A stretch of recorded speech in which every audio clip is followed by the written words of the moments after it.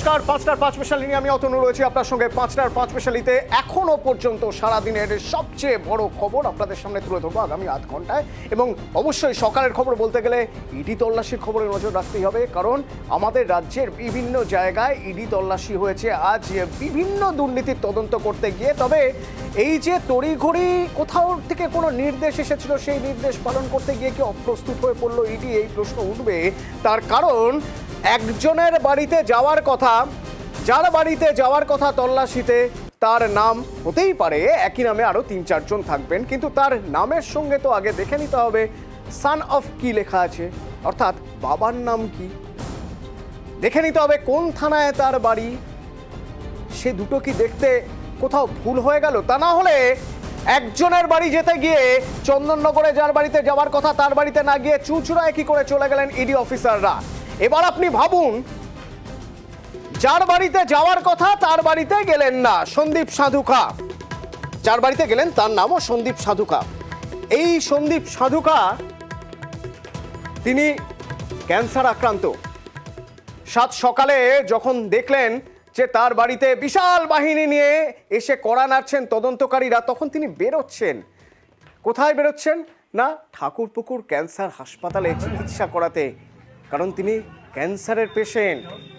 হতচকিত পরিবারের সবাই, কি ব্যাপার, কেন হঠাৎ ইডি অফিসাররা, তাও সঙ্গে আবার বাহিনী? স্বাভাবিকভাবেই টেনশন কাজ করে একটা। আর কি কাজ করে? কাজ করে সম্মানহানির ভয়। পাড়াপড়শি সবাই যে দেখছে, সকাল সকাল বাড়ির সামনে কেন্দ্রীয় বাহিনীর জওয়ানরা সার দিয়ে দাঁড়িয়ে রয়েছে, বেশ কয়েকজন গাড়িতে করে এসেছেন অফিসার, তারা ঘরের মধ্যে ঢুকে তল্লাশি করতে চাইছেন, কথা বলছেন, জিজ্ঞাসাবাদ করছেন। জবাবদিহি দিতে হবে, যে জবাবদিহি করতে হবে। পাড়া প্রতিবেশীদের কি বলবেন? তো এই যে ভুল, এই ভুলের দায় কার? কিভাবে এই ভুল হলো? যখন সম্মানহানি হচ্ছে তখন তার দায় কে নেবে?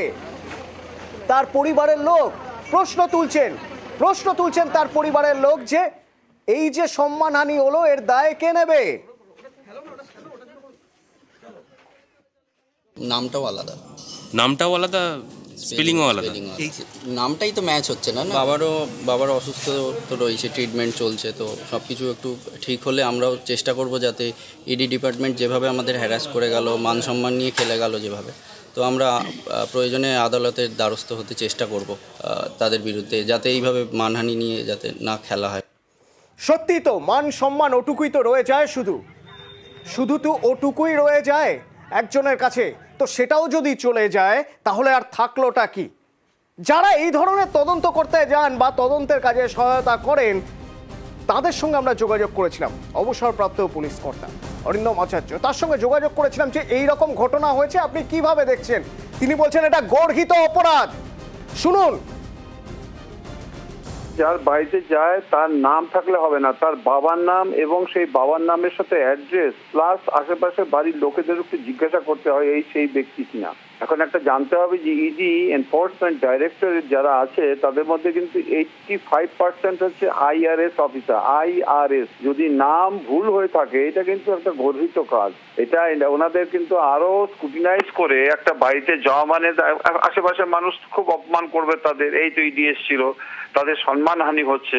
গ্রামের চৌকিদারকে দিয়ে তো আর এটা ইনকোয়ারি করতে হচ্ছে না বা এক্সিকিউট করা হচ্ছে না। যে ব্যক্তি যে ইনকোয়ারি করেছে, যে তদন্তকারী officer, he will be solidly responsible.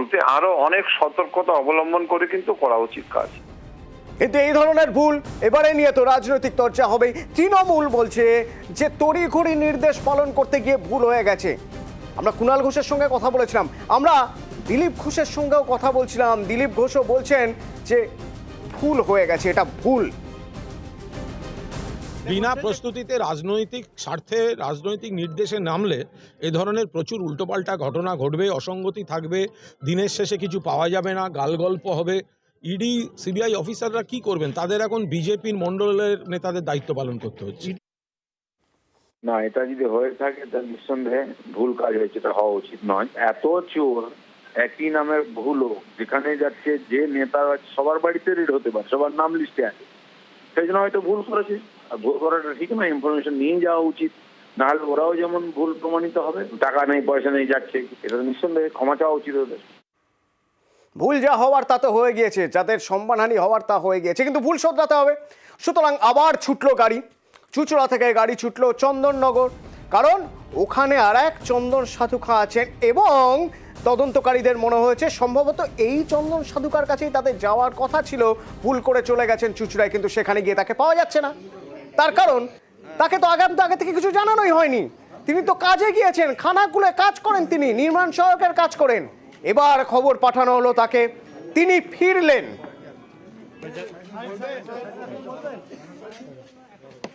এই যে তিনি ফিরলেন, তারপর কি হলো? আমার সঙ্গে আমার প্রতিনিধি ওঙ্কার সরাসরি রয়েছে। ওঙ্কার, আজ সকাল থেকে সেই সব নাটকের তুমি সাক্ষী। গাড়ি একবার এক বাড়িতে ঢুকছে, সেখান থেকে আবার বেরিয়ে আর এক বাড়িতে যাচ্ছে। কোথায় যাচ্ছেন কিছুই বুঝতে পারছেন না। তো যখন শেষমেশ চন্দন সাধুকা বাড়ি এলেন, এখন তদন্তকারীরা কথা বলে কি ঠিক করলেন? এই চন্দন সাধুকাকেই তারা খুঁজছেন তো?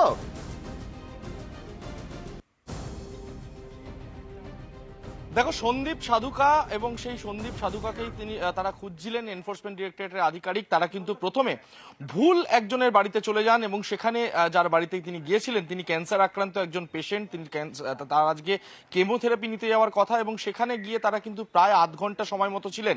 সেখানে তার ছেলে যেরকমভাবে বারংবার করে জানিয়েছিলেন যে তার বাবা এই নামের বানাম ব্যবহার করেন না, তারপরেও কিন্তু এনফোর্সমেন্ট ডিরেক্টরেটের আধিকারিকরা তার বাবার নাম জানা বা ঠিকানা জানা বা থানা জানা সেগুলো কিন্তু চেষ্টা না করে তারা সরাসরি ভেতরে যান এবং সেখানে গিয়ে কথা বলার পর তারা সিদ্ধান্ত নেন যে তারা ভুল সন্দীপ সাধুকার বাড়িতে এসছেন। এর পরবর্তী সময়তে চন্দননগর থানা অঞ্চলে তারা যে সন্দীপ সাধুকাকে খুঁজছিলেন তার বাড়িতে কিন্তু এনফোর্সমেন্ট ডিরেক্টরেটের আধিকারিকরা এসে পৌঁছান বেলা 12:30টার সময় এবং তখন থেকে এখনো পর্যন্ত তার বাড়িতে তল্লাশি অভিযান চলছে এবং খানিকক্ষণ আগে, মিনিট 15 আগে সন্দীপ সাধুকা তিনি কিন্তু অফিস থেকে ফিরেছেন এবং তাকে যে জিজ্ঞাসাবাদ করার যে প্রক্রিয়া সেটা কিন্তু ইতিমধ্যেই এনফোর্সমেন্ট ডিরেক্টরেটের আধিকারিকরা শুরু করেছেন। তিনি কি এই যে আর্থিক তছরূপ হয়েছে, অর্থাৎ মনরেগা প্রকল্পে 100 দিনের কাজের জন্য যে জব কার্ড এবং পাশাপাশি যে নির্মাণ সামগ্রী যেগুলো সাপ্লাই করা হয়েছে তাতে কি দুর্নীতির জন্য তিনি কোনো রকম ভাবে দায়ী? এবং এই দুর্নীতির যে অঙ্ক তা হচ্ছে 1,79,00,000 টাকা। সেই 1,79,00,000 এখানে একটু তোমায় থামাই, আত্মসাৎ করেছেন। ওঙ্কার এখানে একটু তোমায় থামাই। হ্যাঁ, এই নাম বিভ্রাটের কথা বলতে বলতে নাম বিভ্রাট আমারও হয়েছে, তাই সন্দীপ সাধুকা বলতে গিয়ে আমি চন্দন সাধুকা বলে ফেলেছিলাম। যাই হোক, ঠিক আছে, এটা এমন কোনো ভুল নয় যে ভুলে আমি আরেকজনের বাড়িতে চলে যাব। অবশ্য সন্দীপ সাধুকা কি কাজ করেন, কোথায় কাজ করেন? 1 কোটি টাকার উপরে, প্রায় 2 কোটির কথা বলছো তুমি, তছরূপ হয়েছে। এই এত টাকার হদিস তিনি জানেন বলে মনে হয়?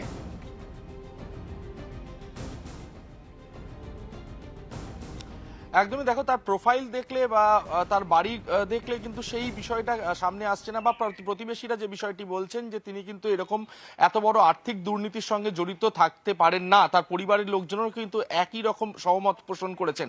মূলত যে বিষয়টি উঠে আসছে, তিনি হচ্ছেন গিয়ে একজন নির্মাণ সহায়কের কাজ করেন, যেটি সরকারি চাকরি এবং তিনি এই মুহূর্তে তার পোস্টিং রয়েছে খানাকুলের এবং খানাকুলের জগৎপুর পঞ্চায়েতে তিনি তার পোস্টিং রয়েছে এবং তিনি তাকে কিন্তু আজকে এনফোর্সমেন্ট ডিরেক্টরেটের আধিকারিকরা যখন আসেন তিনি কিন্তু তখন অফিসে ছিলেন এবং তাকে ডেকে পাঠানো হয় এবং ডেকে পাঠানোর পর তিনি খানিকক্ষণ আগেই কিন্তু ফিরেছেন এবং তাকে এই মুহূর্তে জিজ্ঞাসাবাদ করার যে বিষয়টি প্রক্রিয়া সেটা কিন্তু ইতিমধ্যেই শুরু হয়েছে এবং এর আগে প্রায় 5 ঘন্টা ধরে এনফোর্সমেন্ট ডিরেক্টরেটের আধিকারিক তার যে এই দোতলা বাড়ি রয়েছে সেই বাড়ির 2টি ফ্লোরেই কিন্তু যায় এবং সেখানে গিয়ে মূলত 2টি আলমারি ছিল সেই আলমারি তারা তল্লাশি করেন। এছাড়াও তার বাড়ির থেকে বেশ কিছু যে ফাইলপত্র সেইগুলো কিন্তু পাওয়া গিয়েছে, সেগুলো যেরকম কপি করার কাজ একদিকে এনফোর্সমেন্ট ডিরেক্টরেটের আধিকারিকরা করছেন, ঠিক একই সঙ্গে সন্দীপ সাধুকাকে জিজ্ঞাসাবাদের কাজও কিন্তু এনফোর্সমেন্ট ডিরেক্টরেটের আধিকারিকরা করছেন। ধন্যবাদ, যে এই ধন্যবাদ ওঙ্কার, ধন্যবাদ। তদন্তকারীরা নিশ্চয়ই অনেক কোনো সূত্র পেয়ে তারপরেই এখানে গিয়েছেন, নথি খুঁজছেন, জিজ্ঞাসাবাদ করবেন। তবে তার প্রোফাইল দেখে আপাতভাবে এখনো পর্যন্ত তছরূপে যারা যারা জড়িত বা অভিযুক্ত বলে আমরা দেখে এসেছি তাদের সঙ্গে কিন্তু কোনোভাবেই মিলছে না। কিন্তু এই যে 4-5 ঘন্টা সেখানে তদন্তকারীরা বিভিন্ন নথির খোঁজ করলেন দোতলা বাড়িতে, তার পরিবারের লোকজন কি বলছেন, পাড়া প্রতিবেশী কি বলছেন, একবার শোনাই আপনাদের। সন্দীপদা কি করেন? উনি পঞ্চায়েত অফিস কি করেন? উনি পঞ্চায়েতের সচিব ছিলেন? চাকরি করে, চাকরি কোন পদে? কোন পঞ্চায়েত? এনএস হ্যাঁ, এনএস কোন পঞ্চায়েতে? ওই খানাকুল। খানাকুলে আছে এখন, আগে কোথায় ছিল? ওখানেই আছে, থানাকুলে। এখন তো থানা খুলে রয়েছে। খানাকুল কোন পঞ্চায়েতে চাকরি করেন? জগৎপুর। জগৎপুরে। নির্মাণ সহায়ক তো? হ্যাঁ, হ্যাঁ। একটা দুর্নীতি হয়েছিল বলে অভিযোগ। তাহলে তো ওনার সাথে যোগাযোগ করতে হবে, আমি তো ব্যাপারে কিছু জানি না, বলতে পারবো না। খড়গপুরে ছিলাম আমরা, আর 84 বাড়ি করে চলে এসেছি। ছেলে তো চাকরি পেয়েছে, এইটা মারা গেছে, তার আগে পেয়েছে। ধনেখালি একটা পঞ্চায়েতে ছিল তো? হ্যাঁ রোজ যায় পঞ্চায়েতে, যায় রোজ? হ্যাঁ হ্যাঁ, হ্যাঁ, চাকরি বেরিয়ে গেছে তো। উনি তো এলসি পাস করে ওই ওয়েস্ট বেঙ্গল গভর্নমেন্টের নির্মাণ সহায়ক পোস্টে চাকরি করে 100 দিনের কাজে। আমি শুনিনি ওগুলো, ও তো অফিসের ব্যাপার, আমাদের কিছু বলবে না। ওই যে আমার ভাইপো হয়েছে, যে ও যে একটা এরকম কাজ করতে পারে সেটা একদমই চিন্তা করতে পারছি না। আমি হতভম্ব হয়ে গেছি। এটা হওয়ার কথা নয়, বাঞ্ছনীয় নয়। আমি জানি সেটার মধ্যে সাদা সিধে মানুষ, কোনো ড্রেস পোশাক কোনো কিছু বিলাসিতা কিচ্ছু নেই। আপনি ঘরগুলো দেখুন লাল মেজে, ওই আলমারিটা খুললো, কোনো ক্যাশ ফ্যাশ আছে কিনা, কোনো কিছু অন্য কিছু আছে কিনা, ফাইলপত্র কোনো ফুক নেই। একটা তলা একটা উপরে আলমারি ভেতরে ফাইল ছিল না, ফাইল বাইরে টেবিলে পড়েছিল। হ্যাঁ যে আমরা সামনে লিখে নিব, না না পাসবই দেখতে পাইনি। এমনি কাগজপত্র দেখলো, ফাইলপত্র এমনি। কম্পিউটার খুলতে পারিনি, কম্পিউটার আছে। এ তো গেল সন্দীপ সাধুকার বাড়ির খবর, দুরকম সন্দীপ সাধুকার খবর। আরও কয়েক জায়গায় আজ ইডি আধিকারিকরা গিয়েছেন, কোথাও 100 দিনের কাজের দুর্নীতির খোঁজ নিতে, কোথাও আবার পঞ্চায়েত দুর্নীতির খোঁজ নিতে। 100 দিনের কাজের প্রকল্পের দুর্নীতির খোঁজ নিতে তল্লাশি করতে গিয়েছিলেন সল্ট লেকে। কার বাড়িতে? না, সঞ্চয়ন পান, যিনি মুর্শিদাবাদের ডেপুটি ম্যাজিস্ট্রেট। তার যে ভাড়া বাড়ি বহরমপুরে, সেখানেও গিয়েছিলেন। সেই সব খবর দেখাবো আপনাদের। সঞ্চয়ন পান তিনি বা কি বলছেন এই ইডি তল্লাশি নিয়ে জানাবো বিরতির পর। সঙ্গে থাকুন।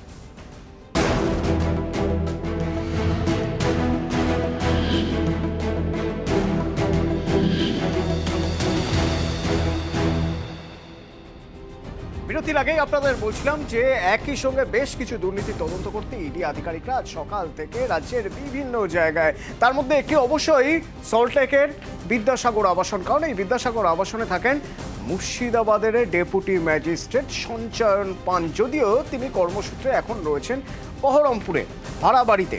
100 দিনের কাজে দুর্নীতি তদন্ত করতে তার বাড়িতে আজ তল্লাশি চালান। কোন সময়ের ঘটনা? যে সময় সঞ্জয় পান ধনেখালির বিডিও ছিলেন, তখন তার বিরুদ্ধে দুর্নীতির অভিযোগ, এবং সেই অভিযোগে বিধাননগরে আজ তার বাড়িতে তল্লাশি চালান তদন্তকারী অফিসাররা।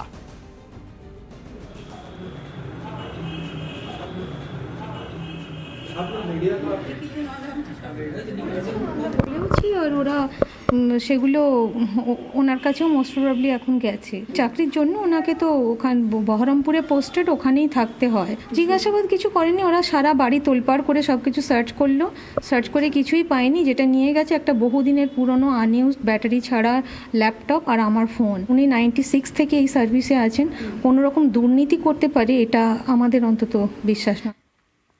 তিনি তো এখানে থাকেন না, তিনি থাকেন বহরমপুরে ভাড়া বাড়িতে। তো যে সময় সল্টলেকের এই তার আবাসনে ইডি তদন্তকারীরা, তখন তাদের আরেকটা টিম বহরমপুরে তার ভাড়া বাড়িতেও যায়, সেখানেও চলে তল্লাশি।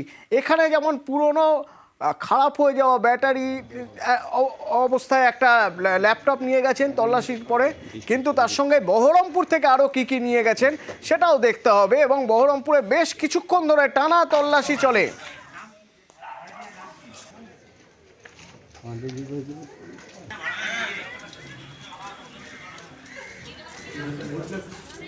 ডেপুটি ম্যাজিস্ট্রেট সঞ্চয়ন পান কি বলছেন এ প্রসঙ্গে?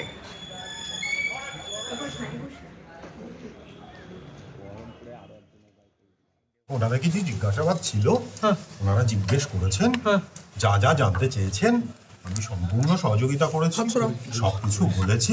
ত্রিসীমানায় কোথাও দুর্নীতি আমার খুঁজে পাওয়া যাবে না। আমার কাছ থেকে কয়েক টাকায় খালি জিনিস জানতে চেয়েছেন, যার সঙ্গে রথীন্দ্রনাথদের কোনো সম্পর্ক নেই। আমি চিনিও না, আমার চেনার কোনো প্রশ্নও নেই। এই জেলা নিয়ে কোনো কিছু প্রশ্ন ওনাদের নেই। ওনার আমার কাছে একটা বিষয় নিয়ে জানতে চেয়েছিলেন, যা যা জানতে চেয়েছেন দিয়ে দিয়ে। রথীন দে বা রথীন্দ্রনাথ দে সেই প্রসঙ্গে যখন জানতে চাওয়া হলো তখন তিনি বলেছেন যে তিনি চেনেন না, তার সঙ্গে এই বিষয়ে কোনো সম্পর্ক নেই। যাই হোক, রথীনদের বাড়ির প্রসঙ্গেও যাব, তবে তার আগে এই সঞ্চয় পান যেখানে ভাড়া থাকেন সেখানে তার আশপাশে যারা থাকেন সকাল থেকে তারাও তো দেখেছেন যে ইডি আধিকারিকরা এসেছেন, তার সঙ্গে এসেছেন কেন্দ্রীয় বাহিনীর জওয়ানরা। তারা কি বলছেন শুনুন।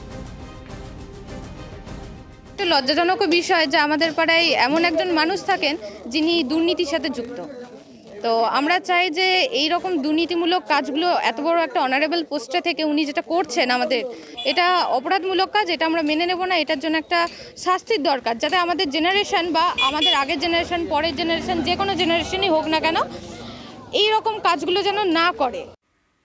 সঞ্চয়ন পান অভিযুক্ত দোষী এখনো প্রমাণ হয়নি, কিন্তু ওই যে বলছিলাম না, সাত সকালে যদি তদন্তকারীরা চলে যান কোথাও এবং তার সঙ্গে প্রচুর জওয়ান দাঁড়িয়ে থাকেন, কোথাও একটা ন্যারেটিভ তৈরি হয়ে যায় নিশ্চয়ই তো কিছু করেছেন, তা না হলে কেন তদন্তকারীরা তদন্ত করতে আসবেন। তো এই বহরমপুরেই আরও একজনের বাড়িতে তদন্তকারীরা আজ সকালেই গিয়েছিলেন। রথীন দে, পঞ্চায়েত কর্মী রথীন দে, তার বাড়িতে গিয়েছিলেন এবং তার বিরুদ্ধে অভিযোগ দুর্নীতির। সেই দুর্নীতির তদন্তে পঞ্চায়েত কর্মী রথীন দেখে জিজ্ঞাসাবাদও করা হয়।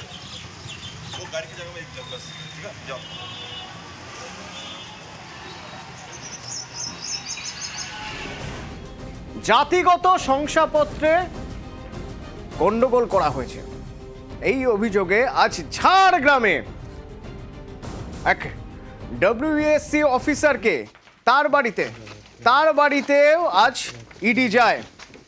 ডব্লিউবিসিএস অফিসার শুভ্রাংশু মণ্ডল, ঝাড়গ্রামের বাছুরডোবা আবাসনে তার বাড়ি, সেখানেও আজ তদন্তকারীরা যান।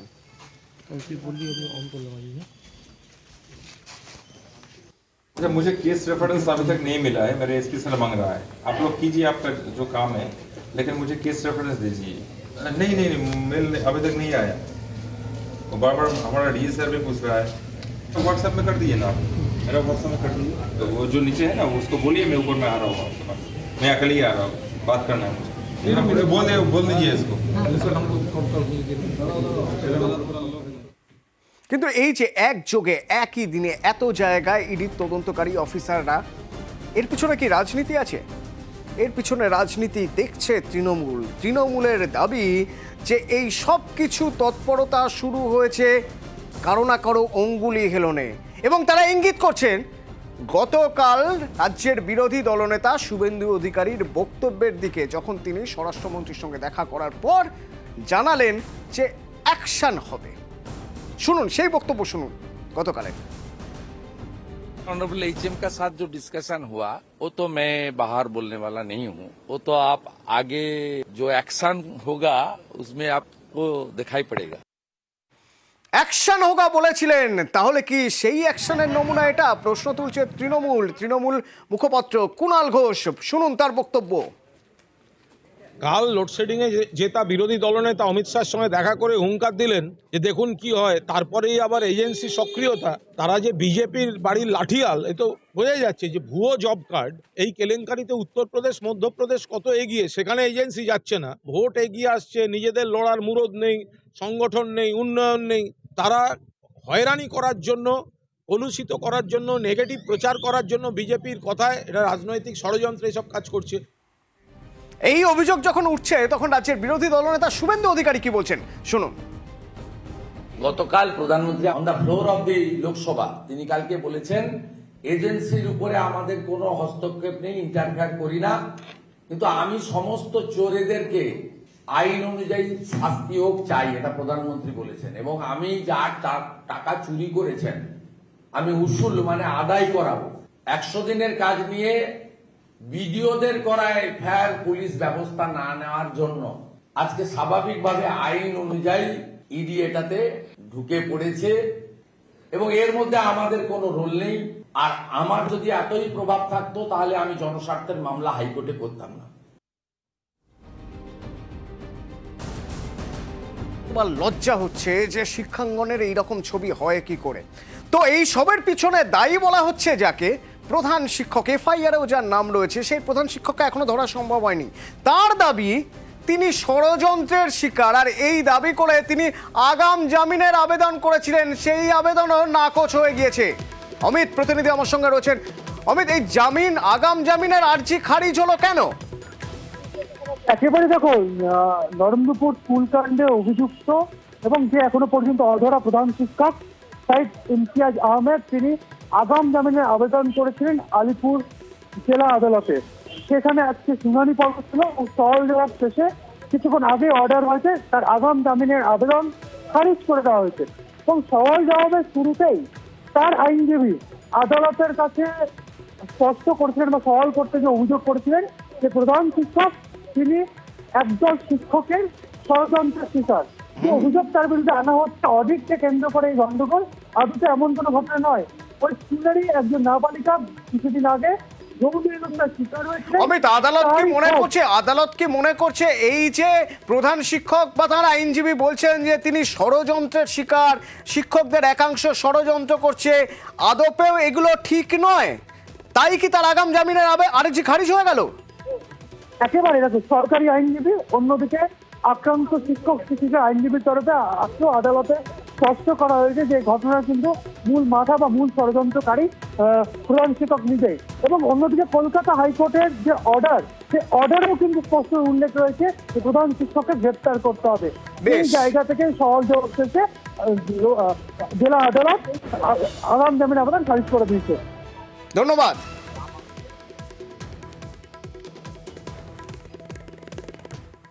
খবর